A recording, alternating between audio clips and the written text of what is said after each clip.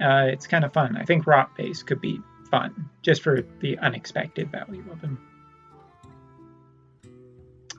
Okay, so we did 15, 14, 13, 12. All right, so 12. Eternal Servitude. It's a 4 mana cost card for priests. And in the last set, I learned I really like playing priest. When I started playing Ungoro, I thought, there's no way I'm going to like priest. And I did. I really like the quest. I like this card because it is 4 mana. You can discover a friendly minion that died this game and just summon it right back to the field. I'm not sure if this will work with the quest. I assume because of the tag, it says summon it, that it will count towards the quest. So you could have less death rattles in your deck, or you could potentially get a really big minion back for 4 mana. So this could be good mid-game for completing the quest. It could be really good late game, maybe. Like if you throw another taunt up. The worst case scenario is you get nothing but little minions, but if the meta gets pushed slower, maybe we'll see a lot. I think this card could be really cool. I really will enjoy playing it. And the nice thing about the fact is Discover is you get 1, 2, 3 options, which is really, really cool.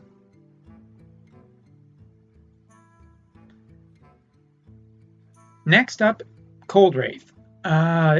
This card I love so much. I really do. I love it for so many reasons. One, it's a common card, so it's easy to get. Its stats are actually pretty good for 3 mana, like 4 health, 3 attack. But I think the thing I like the most about it is Battle Cry. If an enemy is frozen, draw a card. So it gives you some nice card draw that isn't like Arcane Intellect where you spend 3 mana, you get 2 cards, and that's your turn. This, you get a body on the board, and you get to draw a card. So it can help you get to cards faster. Freezing is not that hard for a mage, especially with a card that I'm going to show later. I think that Cold Wraith is actually just a great minion. I think it could become... I don't know if it'll be completely like it will always get played and it will be a main part of every deck. But just the fact that it's a solid minion that you get on the board and you get to draw a card, that's really, really good. And on 3 mana, there's a lot of cards that just keep going right into it. So I think it's pretty nice, and I will be playing quite a bit of this card. Also, just the artwork is just so cool. No pun intended. All right, so we're getting dragons in the set, and I am so happy about it. I love dragons. So the Bone Drake. It's a rare 6 mana, 6 attack, 5 health, and it's a dragon. I don't know what decks will really run this other than I am thinking a really, really, really cool Dragon Priest.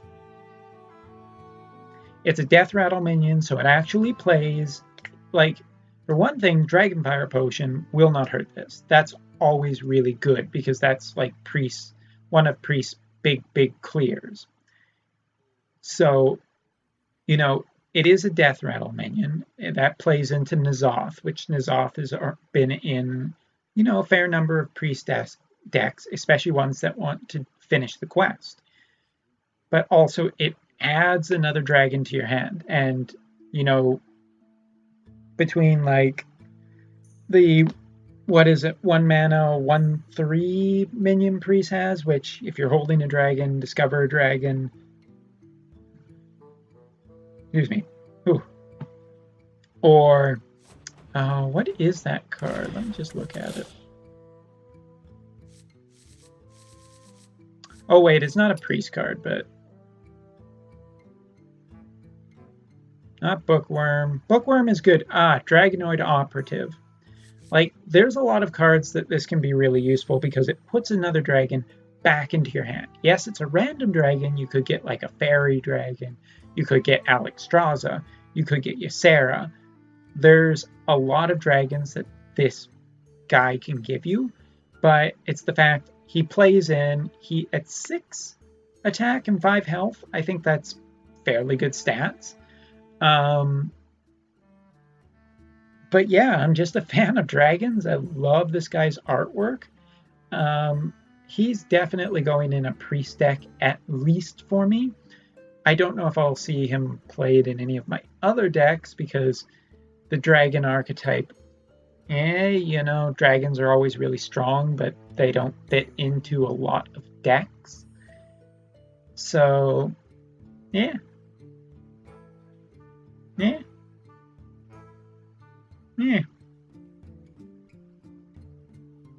All right, so we've been through 1, 2, 3, 4, 5, 6, 7. Number 8th card I'm going to talk about, Fate Spinner. Now, this is probably the best thing I've seen put in since I've started playing Hearthstone. Just since Ungoro, but this is really good for a whole lot of reasons, and I want Blizzard to use this a lot more. I really like the choose a death rattle secretly because and your opponent doesn't. So, it's mind games. It's a 5-mana beast, or it's not a beast. It's either going to deal 3 damage to everything or give everything +2/+2. And, you can play games with this idea. If there's a massive board and you have a massive board and your opponent has just a few monsters and you play this card, but you put it so it's deal 3 damage to all minions, your opponent's not going to attack this monster. Like, it's going to attack something else first. Like, this just makes your opponent have to think and respond. And I don't know if I'm as interested to play this as to be playing against this. Because this is just one of those things where you have to sit and go, am I making a good decision? Am I valuing this right? Is this the correct move? And, you always see the comments with cards like this sometimes where it's like, oh, well, just play Silence. Silence isn't that common. Mass Dispel is not played that much that I've ever really seen.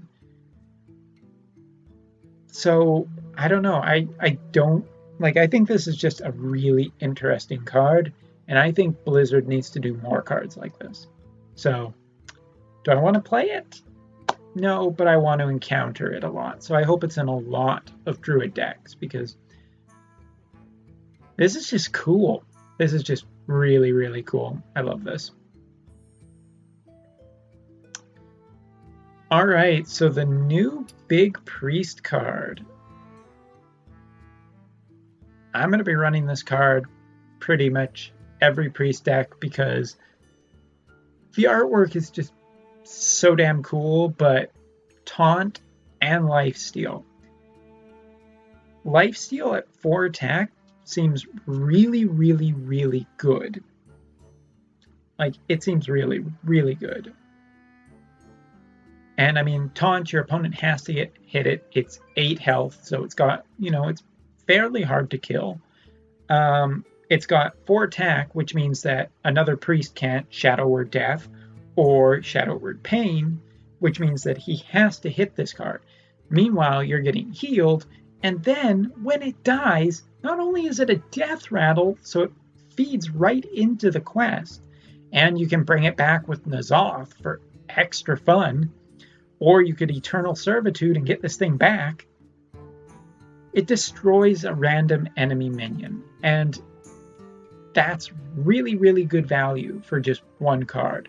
Like, even if your opponent somehow just, he gets fireballed, and then Frost Nova, then it dies. It's still going to kill something on his turn, or have to make him think about how he's going to take his turn differently.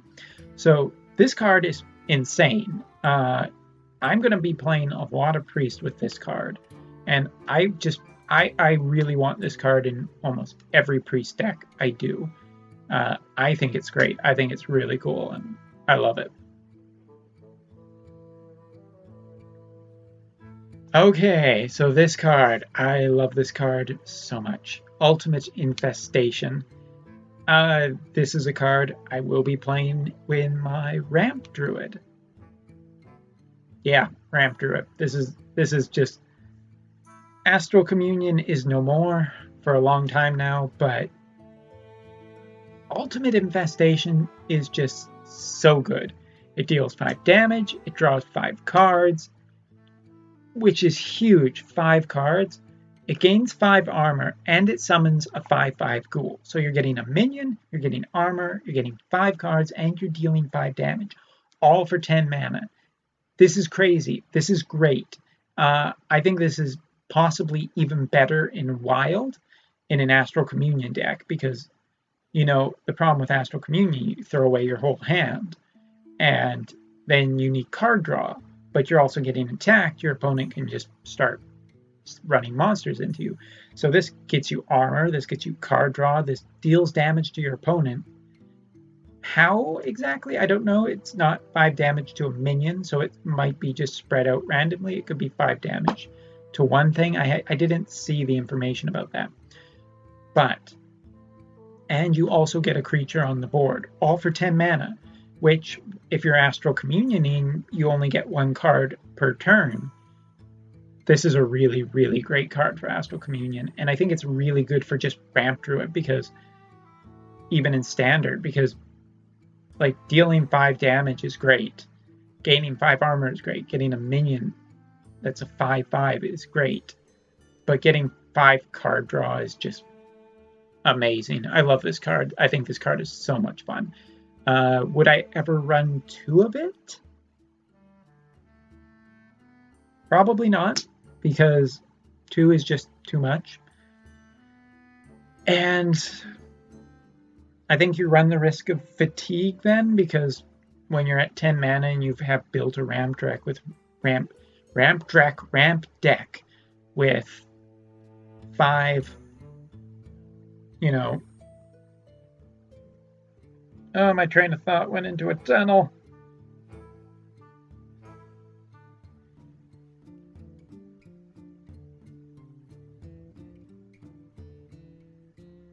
Yeah, 1 in the deck. Moving on. I don't even remember what I was talking about. Okay, so I don't know. People probably would feel pretty disagree, but this is going directly in my priest deck too with dragons. You know, Dragon Fire Potion is such an insane board clear, but priests really didn't have a lot of dragons that it could use for the last set, and a lot of dragons got rotated out, and lower amount, like this is a turn 5 play. If you already have a board, it's going to give you another one of your minions an extra 3 attack, which is great.